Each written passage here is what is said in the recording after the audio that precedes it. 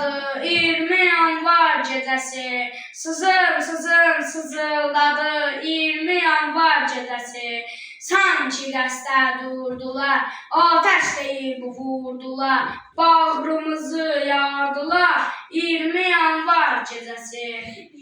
Dəstimizə durdular, sinəmizdən vurdular, günahsızdır qırdılar 20 yanvar günü. Geriyə çəkilmədik, qorxu nədir bilmədik, şəhid olduq ölmədik 20 yanvar günü.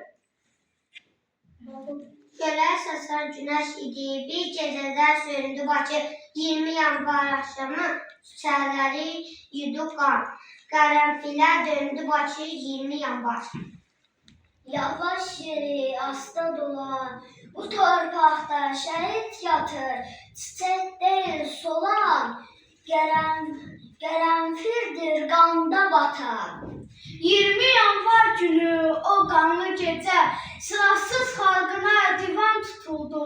Azadlıq deyərək toplaşan xalqa, odlu silahlardan ateş açıldı. Qatil cürrəsinə qurban gedərkən, gözünü sabaha dikdi şəhidlər.